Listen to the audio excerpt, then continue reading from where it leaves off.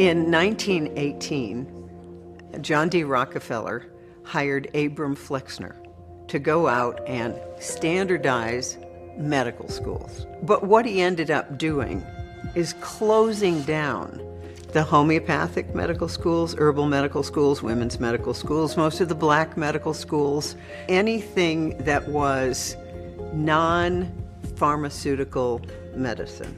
Now, this is important. You cannot patent a naturally occurring substance. Think about it. God's creation cannot be controlled and patented.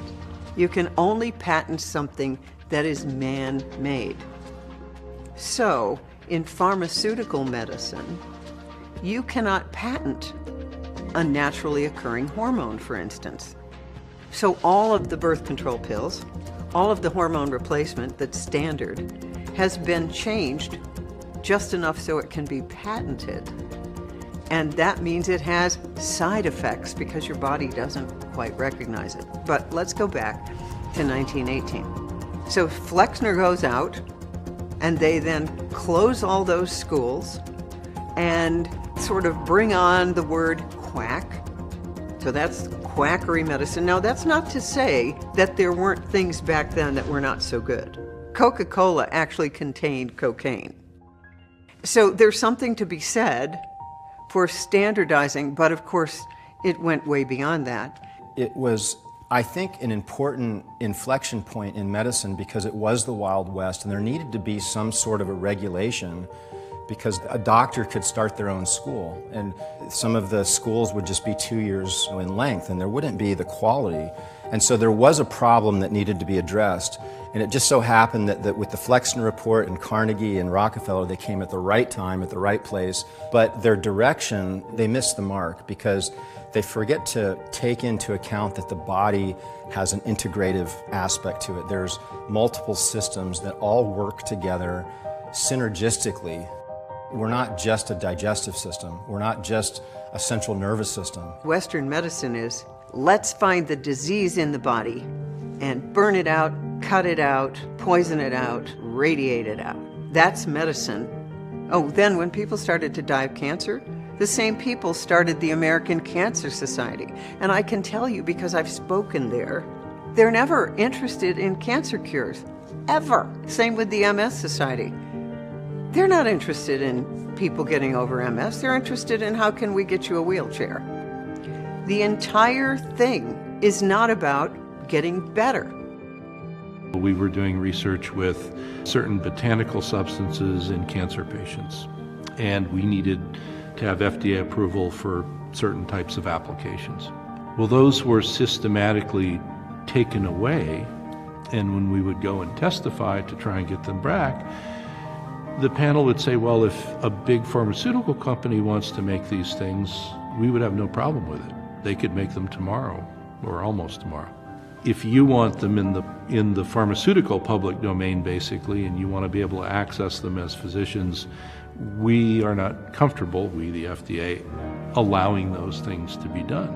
And it basically did away with herbal medicine, with natural medicine. By the turn of the century, we had over 100 naturopathic, homeopathic colleges and universities teaching botanical, natural medicine. They went away, fast forward to 1940, they were all gone. And it was a concerted effort by the medical establishment to go into patent medicines and petroleum-based medicines.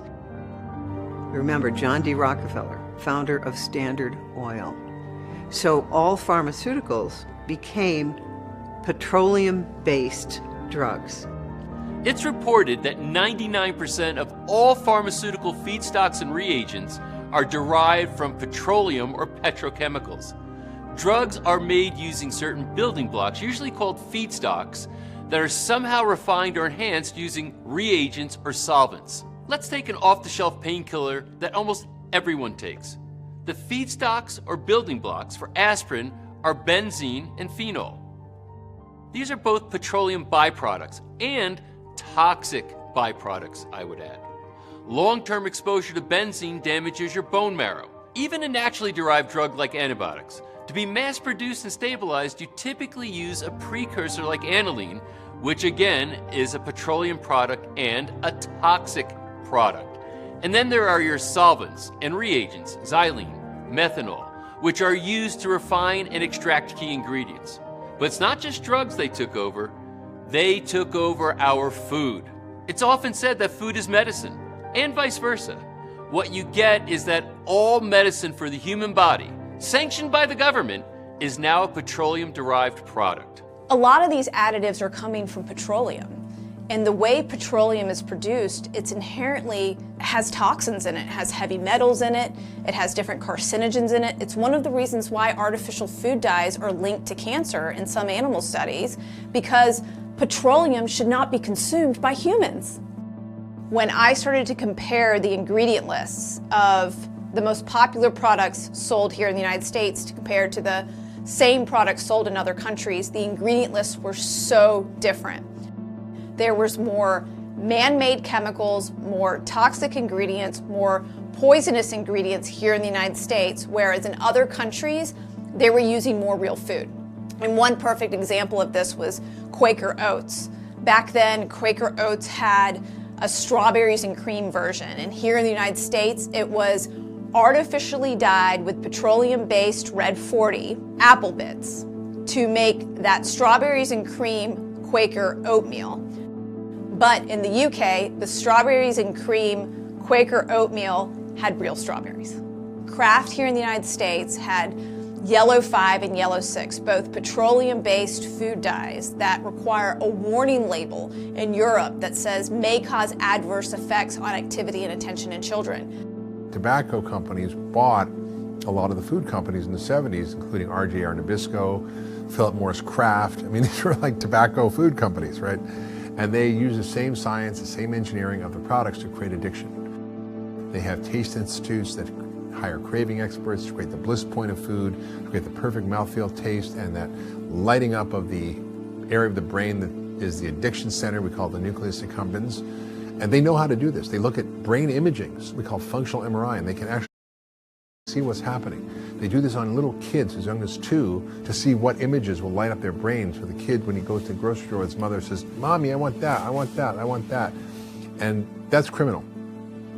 That we target kids, that we target minorities, and this is well documented from many organizations like the Yale Food Policy Group and many others. So I think we have a crisis both in terms of chronic disease, but we also have a crisis of how the whole system is set up and funded, and the corruption and the complete takeover of the narrative around food and health by the medical and food industrial complex. I don't know how we stand a chance as a human species when a company like PepsiCo has a robot that mimics human taste buds that they're testing their products against. How do we stand a chance against that type of technology? So this is one of the reasons you see either artificial flavor or natural flavor added to the majority of processed foods in the grocery store, because it's that flavoring component that triggers your brain into remembering that flavor and wanting to eat more of that product. And it literally takes over your taste buds and your entire olfactory system so that your brain can't stop eating and doesn't know when it's satiated, and then you end up overeating, and that's what ends up leading to these chronic diseases. I would eat gummy bears for breakfast.